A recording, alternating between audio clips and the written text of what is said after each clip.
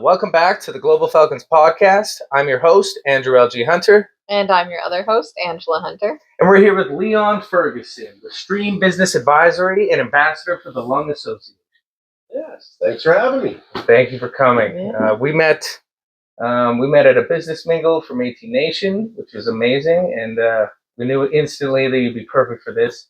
Leon is our first guest for the podcast. We're very excited to have you. Mm-hmm. That's a good thing. Yeah, we can start off now. You can correct all these mistakes. Yeah, that's good stuff. So in law school, they talk about imposter syndrome because a lot of law students feel it, and I have definitely felt it lots, and I still feel it a lot. It's where you don't feel as if you belong where you are, just because everyone around you is so impressive. Like, we surround ourselves with impressive people like you all the time, and we hear all your stories, and it's like, why is he even talking to us? Like, I've never done anything remotely as great. And then you talk to other people, and they commend you on things that you have done, and give you really good comments and reviews on your work and things like that. And then it can kind of give you a sense of, oh, maybe I have done a lot of good things, but it's just this constant pull of like a little bit of self-doubt with other, I guess, self-praise. And it's just really hard to feel both of those things at the same time. Like, I'm really proud of what I've done and going to school and I think those accomplishments, but at the same time, it's like, have I really done enough to be where I am? Yeah, I think with any high achiever, you feel like you're not doing enough, right? And I found that some people have come up to us and be like, "Congratulations," and I'm like, "On what?" On what? Like, I still feel like I haven't done enough. My shoelaces are tied, right? Yeah. That's funny. So how do you deal with that? Does that ever come up in your head and in your thoughts? Oh, I think I'm perfect every day. I wake up and piss excellent. Yeah, right. I'm that little dude in the pond. No, I think that's part of human nature. I think everybody struggles with that. I think if you ask any great leader or anyone that's done great things in their lives, lots of times he would say, "Why me?" Like, and I found it really, I don't think it ever goes away. Mm-hmm. And in some ways, it's okay because you can embrace it. It keeps you sharp. Mm-hmm. You don't take things for granted. If you start thinking that you're bigger than where you are, then you start to behave in a way that is not you. Mm-hmm. If you're respecting the room that you're in and the people that you're with, you're giving them your best. And I think you should never lose that. I think, now if that means you go with the imposter syndrome, that's maybe not as healthy. But don't ever take anybody for granted, right? It's funny. There's a story about a guy. He's famous around Saskatoon back in the day, and he would ride around his bike and collect pop bottles and stuff. And no one knew, but he was like one of the richest guys in town. And it's like I have so many stories, guys that have sold their parents and stuff like that have sold their company, done very, very well. They're wearing Velcro running shoes because it's more efficient, right? It's more efficient for them to go and just strap those on and go. So they're, they don't care about what other people are thinking. So there's that. But I think if anybody was to say that they didn't have that at one point or another in their life, they're just not telling you the truth, or they're not with it. They're not, close enough within their own thoughts to understand that. Mm-hmm. And there are people like that are out there, and God bless them. That's a skill set for sure. Love that. Yeah, it's about controlling it though, right? Like it's just almost like self-talk. Yeah. Right? Don't let it pull you into the negative. Yeah. Let it humble you. Yeah, I like the way you said that you recognize the things that you do well, because that's balanced. Yeah. Right. And if you can continue to find those things and those success stories and really put those as part of that conversation, when you start thinking that you're belong, there's imposter syndrome, and then put a comma on the end of that, and then what you're doing, but you're doing great, right? And instead of putting a period there, you continue that sentence, and I think that really helps. Mm-hmm. It's it's interesting for me when I was coming into the public speaking realm, which is today.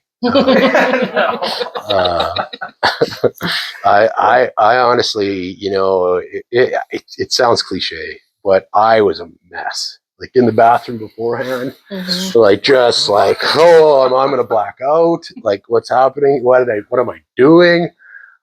These people, like, everything and anything you could think of. That's just not healthy to be thinking about. Like, this is just the furthest thing from the truth. And then I actually talked to a friend, and he's world renowned. He's a brilliant man, and I'm blessed to have him as a friend. And he said, "Man, don't worry about it. It was everybody's blood is red, and no one's perfect. And if you think that everybody in that room knows what you're going to say, well, they wouldn't be in the room because they already know it." And I'm like, valid. That's valid. So then I go in the bathroom and still have a little bit of a freak out, but I actually will, let go and let God, and off I go, because it's. I mean, I'm taking this into the public speaking realm, but when you have hundreds of people looking at you, or thousands, it gets pretty daunting, right? There's times where you start to think, oh, don't forget what you're saying, right? But then you start to think about it, and I think about, who do I gravitate to when I'm listening to someone? Do I gravitate to someone that is like steadfast, perfect, stoic, doesn't slip up, nothing? Or do I gravitate to the person that's just being real, being genuine, being vulnerable, knows what they're talking about, but it slips up from time to time? Well, that's the guy, or that's the person I'm going to listen to, right? Because that's human. So that's the way I think when I get into those kinds of situations, and sometimes when you're nervous in front of others, it shows a sign of respect. For some folks, that's okay. Yeah. When you're, especially for the young and up and comers that get nervous when they're talking to some of the folks that have been there and done that, it's normal being nervous. I think it would be weird if you weren't nervous, right? Like I was there, I was nervous, I definitely always appreciate it when someone's nervous. It makes me feel better, and then I just feel empathy for them. That's right. I'm like, they're getting up and doing something that I too would struggle with, and it makes me feel happy for them. And that's human nature. Yeah. So when you see someone being nervous, you're more inclined to help them feel comfortable. Yeah. People that are really classy, nice people will always tend to try to help you feel comfortable. Yeah. In a room where I was punching way above my weight class. And I was thinking, why am I here? There's people there that said, "Hey man, you've done some incredible stuff." And then it's like, wow, because you don't think about that. Most people don't think about their successes in the way they should. Just everyday trucking. Yeah. Yeah, that's what I was saying with like you, high performer. Like you must have those feels, right? Well, it took a long time for me to consider myself a high performer. Oh. Yeah, believe it or not, I was always challenging myself. But again, that comes from, childhood. That comes from a lot of stuff. When you're built that way, you're never satisfied. You're always driven to, grass is always greener on the other side, or you can always be doing something better. There's always something, and that's dangerous, because pretty soon you're 90 and you felt like you haven't accomplished anything. Yeah. But meanwhile, you haven't taken the time to recognize what you have accomplished and success, and celebrate those successes. So it took me till I got past my 22nd birthday to really to like really start to say, "Okay, guys, like as a team leader or whatever, I would stop and say, look, we need to recognize, what's just happened, what you have just done. Let's recognize that." But then there is that, how do you do that in a respectful manner? Because we have 5 generations working together now, right? Oh. So if we just go to the workplace environment, and it doesn't matter about the generational part, it's about, how do people like to be celebrated? Yeah. Because not everybody wants to be put on their shoulders like me and walked out of the stadium like Rudy. Like not everybody likes it. I love For that anybody's movie. kind of anybody's probably like, what? That's so every podcast we hit one movie at least. Yeah. Really? Yeah. And it's so funny that you were the one to bring it in. There you Yeah, go. love that. There you go. Yeah. So not everybody likes to walk out or be walked out like Rudy, but so it's important to find out how they want to be celebrated and celebrate them that way, you know, and do that for yourself as well. So it's, yeah, I think in my world, I had to rely on a lot of recognizing that myself and just saying, wow, good job. You That's know, awesome. but self-care is very important. You know, making sure we talked about the sleep thing. You know, Yeah. it's crazy. And I am not a beacon of like, you know, follow my lead. I'm still going through that. It's part of the transformation. But, you know, I've lost probably 80 pounds and just by, you know, cutting salts and cutting sugars and water. Like, you know, lots of times when you think you're hungry, you're actually thirsty and the brain needs the water. Like it's, so guys like me that came from that world that we thought, you know, you just keep getting up and moving forward. And that's the sign of, you know, toughness and resilience. Yeah. And perseverance. That's not it. Now you're seeing it actually starting to take traction where people are recognizing that it's only half the equation. And I'll give you a quick example of this. When people are struggling with, let's say, depression, okay, lots of times people will go to an antidepressant, right? Which is, I'm not saying yay or nay to that. But what people don't realize is that 10% of the serotonin is produced by your brain and 90% is produced by your stomach. So if you're taking an antidepressant, it's going to help, but it's only helping 10%. So if you're not eating well, you're not taking care of that component. Vitamins. Right. Or whatever, even trying to like, you know, just eat a little bit healthier. The stomach's what creates the emotions. And that took me forever to figure out. So until just now. Oh, yeah? Yeah. You just found that out just now, yeah. There you go. Boom. Hopefully it's right. I'm sure it is. So and that boils into everything from your, you know, your circadian rhythms, like when to eat, when to not eat, because everybody's different. Like it gets complicated, but it doesn't need to be. And the biggest thing that I want to tell anybody that's listening is that be yourself. Don't fall in line with mainstream, you know, what's on the magazine that you're reading or that you see when you're going through the grocery store or whatever. Be yourself, because not everything works for everyone. And, you know, for me, playing sports when I was a kid was great. Loved it. Wasn't very good at any of them. And now the body is not won't do the things that, you know, I was brought up doing. You know, so high impact sports, high impact workouts. I can't do that anymore. So when they say go to the gym and exercise, well, the only way I knew how to do that was like, you know, next level kind of Big crazy. weights. Yeah, stupid stuff. And not stupid stuff, but now it'd be stupid for me to try to do that. So it's about, you know, recognizing that where you are in life and meeting it there and just walking through it with each other, like respecting it. And you'll get there slowly but surely. I used to be, you know, for me, I think fast. I know that about myself. I have an ability to process emotion very quickly. I thought I had ADHD. I was like, I got ADHD, doc. No, it's emotional intelligence. I got ADHD, so give me some of that goods. And he said, you do not have ADHD. So it took like a psychiatrist to finally convince me that I didn't have it. But yeah, no, I process very quickly. So for me, that's I need to do something to stimulate my mind and do something with my hands so that I'm feeling like I'm accomplishing something, but at the same time learning. Yeah. So I'm a very curious person, and I think that's part of the reason why I've been successful. Mm-hmm. I think that's part of the reason why I've been successful in my way is because I'm curious. I'm always curious about what's going on, and I'll ask and I'll find out and I'll try new things. Like never be scared to try new things. If you're scared of failure, you'll never grow, right? Yeah. So to me, it's about knowing you, playing try a bunch of new cool stuff. Like I would never have been able to tell you that I'm a commissioned artist. The chickens would never have been a chicken. Dude, those chickens are amazing. They're so great. Find his page, Leon Ferguson, and buy one of his chickens. They're so great. It's funny. I made 17 of them, and I think I'm done with them. Really? Yeah, I think they're limited. Damn. I think they're limited edition now. I think I might watch out. Yeah, I In a might few print them. years, these will be the Picassos. The Picasso.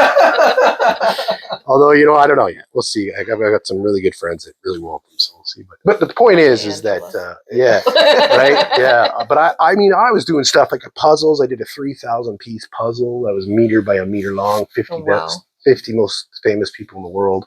It was huge, but did that and listen. Table that big. Yeah, well, that's an interesting conversation. That took some strategy, my friend. And I didn't think about that until I was like, damn it, this thing's big. There's a funny story about that. So doing that, but I was also listening to documentaries about, cool stuff that I thought was pretty cool.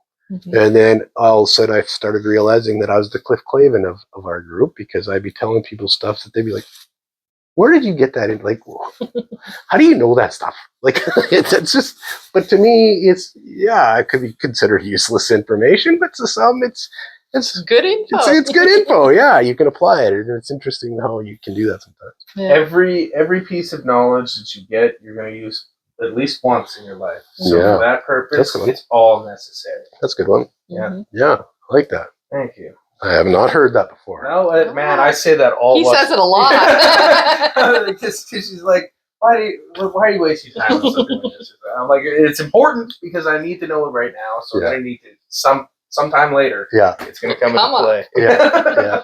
Well, and I mean, look at what you're doing today, and look at the why you're doing it. I think that's pretty special, and I think both of you is kudos, because we need more people like you out there to do these things, and I'm pretty proud to be the first guest. Yeah. Oh man, and what a great guest you are. Well, I don't know about that. I'm gonna have a hard time even coming close. Man, like I said, you're gonna bring a real dud in next, eh? Like, like somebody who's like just never, Next week we're having Graham Robertson. Okay. So he's, I think you've met him. Yeah. Yeah, he's a good guy. Yeah. Métis entrepreneur as well. That's good stuff. Commercial realm. So yeah, good. Love that. Good. What's the next question there, love? Well, we were going to talk about the 5 generation. You had briefly touched on it. Right. So, how do we want to lead into that? 5 generations. Lead us. Well, I mean, I could sort of talk about my own work experience. Sure. Like, I work with my mom, so that's not 5 generations right there, but 2 generations to start. But I actually grew up with 5 generations. I had my great-grandpa throughout my entire life, and then both my children were lucky enough to meet him, which we're no longer 5 generations right now. But we could be close again, because my grandma is, what do we celebrate? Her 70th birthday? Yeah. And my son is coming up to adulthood, nowhere near ready to have babies yet. But, we were 17 when we had him. We were. And her mom was 17. She had Angela. And her mom was 16. Your sister, my sister, actually. yeah. And her mom was 16. So, I mean, we have a long generation. We're a little nervous that soon we might be grandparents. Which is a frightful thought. I know. Yeah. But working with my mom, I've talked to a bunch of different people. And I've actually worked with people in law firms that have mother and daughter working there. Yep. And it seems to work great. I haven't had any issues with it. But I have also met a lot of people that just said, like, there's no way I could even imagine seeing my mom every day again. Like, it's right back into childhood. Right. Because as you get older, it's harder to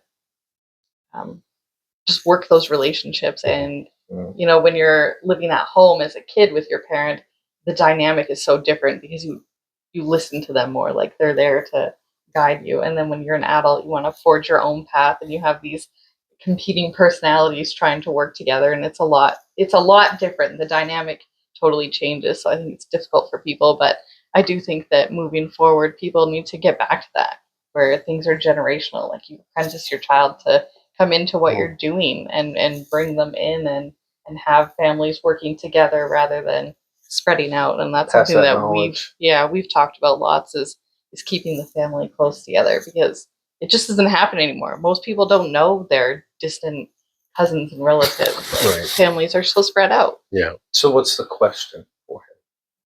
I don't know. Oh. I was just talking about my own experience. Well, how do you relate to that?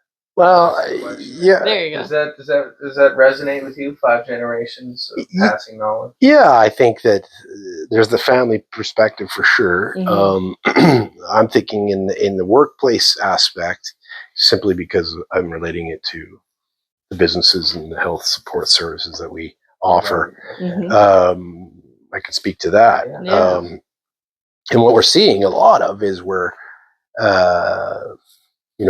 the baby boomers per se, in some cases, the generations before are still involved. And they have a different way of going about things. And they're not wrong. There's a lot of success there. So it's about how do we get that level of success and respect and understanding funneled through to, the 16-year-old that has just come up, and, we've all been there, but wants to be the vice president in 20 minutes, right? Like, then they know everything. And we've all been there too. But I never thought I knew everything. But so what we also need to understand, though, and I'm taking one extreme to the other here, but what we also need to understand on this side of the fence, unfortunately, I'm leaning more over here now than over here in my world, but those people can do things 25 times faster than, the generations above me and my generation, because we didn't grow up with technology. Yeah. Like I'm aging myself. I know. I'm not 21. There's no carbon date on you, right? Yeah, but I was around for computers, so I mean, we grew up in a different way. We grew up using it as a tool, but learning it as it was learning us. Yeah. Generations now, that's all they know. Like, for example, if you go to, the younger generation, you put a rotary phone in front of them and tell them to answer it, they don't know how to do that. And they're not joking, right? Like, or you give them one of those old yellow, start at 0, right? Yeah. Are you give them those old yellow Walkmans, those Sony Walkmans? Oh yeah. They wouldn't know what that is, right? But the same thing goes on the other side. If they were to show us some of their applications or whatever you want to call them on their computers or what they're using, like to this day, I'm lost. There's apps now that are big apps, and I don't know what they're called, and God forbid I'd even try to get on them. But I mean, it's incredible what they can do. And then now when you bring in AI, it's going to metamorphose this into even bigger. But I honestly think it's going to help unite us as well, because there's going to be an opportunity to bridge that generational pull, per se, because now everybody can speak the same language by using that tool. But the challenge with it is making sure that we're not just using the tool. We're communicating to each other, because the biggest thing I'm sensing now in the generations is that we're getting further and further away from communicating as people. I have noticed that. I was actually just talking to someone yesterday about the difference even between, so our son would be Gen Z, and then our daughter is Gen Alpha. So they're just at different ages that they're just a little bit separate generation. Yeah. I want to be an alpha. Yeah, I wanted to be a Gen Alpha. Alpha. That's so cool. Millennial. Yeah. What's that? We're Gen X's. that sounds cool too. Yeah. But so my son's generation, they're still really social. They came up with video games, but it was the online video games, and they're still talking, and they still want to go out with friends and stuff. Not as much as sort of our generations and older, where it was more time outdoors, but they're still very connected through communication. And then you flash forward to more of the 2020 babies, or when they were young in those ages, they have a lot more social anxiety, and there's still people with social anxiety. It's not bad, but it's to the point where they don't actually want to hang out with people. They'll talk over text and stuff, but they won't Like it won't be a phone call. Yeah, the generations and the difference in communication, and not wanting to lose that sort of human aspect in business where we still communicate and work effectively as teams. Mm. It makes a big difference. Yeah, and I believe in that. It's like the three time rule. Mm. So if you're emailing with each other, if it goes back and forth 3 times, you get up and talk to each other. Nice. It just eliminates the need for the email, and things can happen faster instead of hiding behind it or getting frustrated about it and not dealing with it. I think, and in the same breath, I think it's important that when you do this, that both go at it with the intent to solve the problem and attack the problem, not the person. Right? So it's conflict resolution. So I always teach people, like, if we're getting frustrated about how to design this water bottle, let's stay on the water bottle, right? Yeah. Let's not start talking about each other, because that's not what we're doing. That's not it. And a lot of times, what happens is 99% of the time, it's the policy. It's not the person, because everybody reads something differently, right? It's the interpretation. It's like law. The interpretation of the law. It's not the spirit to which the law was written. It's the interpretation. So it's the same thing as any aspect of life and business, and wherever you go. So to me, I always say, okay, well, how do you interpret that policy? Well, it means this. She's supposed to do that, or he's supposed to be doing this, but that is not, in fact, at all what that policy is saying. But I can see where that person's coming from, right? And that's why policy reform is so important. But at the same time, we need to be very mindful that policy is meant to just give us a guideline. And when we need to start to move it around, we need to bring that up. And that, to me, will help the up-and-comers become recognized within an organization when they can start coming, to the senior teams and saying, okay, this policy may need to be reformed because of this misunderstanding. That is powerful stuff. Because now it's not about anybody. It's not personal. It's not. It's just it's an acknowledgement that, hey, we're starting to evolve, and everybody likes that. Yeah, makes sense. That makes total sense for me. Yeah. Or the 5 whys. I needed to hear that. I really did. Yeah, the universe puts us together for a reason, man. Yeah. And you said that the first time I met you. Yeah. Man, there's so many positive things that you were throwing my way. I was like, I need this guy on a podcast. You can make your own podcast. Yeah. Officially, this is my first podcast ever, so. And we're super honored to have you. No, I'm honored to be here. Yeah, no. Have you heard about the 5 whys? No, please. Okay, so problem. All right, yeah. So the problem solving. You ask yourself 5 whys, right? So as you become leaders, you're leaders, obviously. Leaders out there. When you have teams that just can't get it figured out, and that happens all the time, you start to ask the 5 whys. Why is that? Well, it's because so-and-so did that. Well, why is that? Oh, it's because whatever. Jill hates Jack. Jack and Jill, whatever that is. Okay, why is that? Well, because she keeps doing this. Why is that? Because he keeps doing that. And you get to the 5 whys, you keep asking why. I have yet to get to the 5th why. Really? Before I got to the root cause of the problem. Wow. It's always right in that 3rd, 2, 3, 4, maybe 4. Usually the 3rd why is the root cause. Well, what a powerful way to really break down to a core of anything. Right? It's pretty simple. Yeah. I'm adopting that. Well, you do it. Yeah. Well, and that's the thing. When you're having that kind of conversation with teams, even within your own peers, and you're recognizing that things are starting to get to a place where it's not as comfortable. I think that's where the humanality kicks in, right? And being vulnerable with each other and saying, okay, look, you're a good person. This isn't about that. Why are we having this conflict? Well, because, I feel that you're not following the policy that it's written this. Oh, okay. I feel like you're not. But then don't put the you in there. Say, I feel the policy is saying this. I feel the policy is saying that. Now we're not attacking each other, right? It makes it so much easier to get to the where we need to be that much faster. And now what's happened is you've not only solved the problem, you have come closer together because you've walked through a conflict Mhm. and made it an opportunity. So I always say, deal with it while it's an opportunity before it becomes a conflict. Mhm. Wow. Yeah, Impactful. one of those little things. It impacted me a lot. You're just like, I don't even know what to say anymore. Man, no, I think you're just, yeah. You've changed my thought process on even the things I'm going after right now. Yeah, Like, yeah. that was incredible to hear. Yeah. I hope this helps many other people too. Yeah. Yeah. That was amazing. Yeah, it applies to pretty much everything, even in your family life.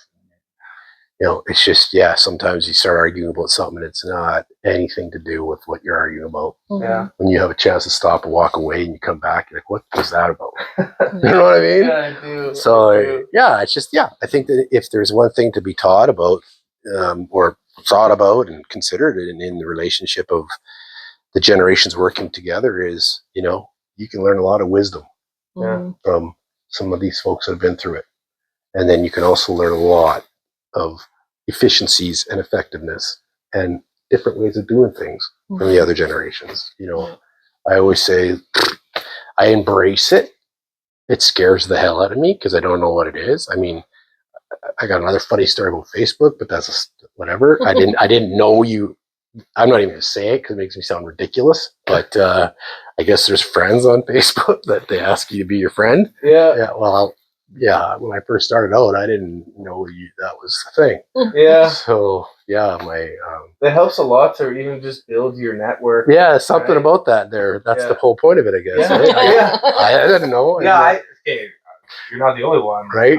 Me too. And then just like this past year, I started just listening to the algorithms, listening to Facebook, and be like, I'm sure you know best. Let's go. Yeah. Click. Yeah, it was unbelievable. Like I don't know. I felt super bad because there was like over 160 people that asked to be a friend, and I didn't know that was. You had to go in and. Yes. I didn't know that, right? And I'm like, so the assistant came in and said, I don't even remember what was going on. We were doing some type of marketing campaign or something, and she said, like, what are you doing? And I'm like, what do you mean?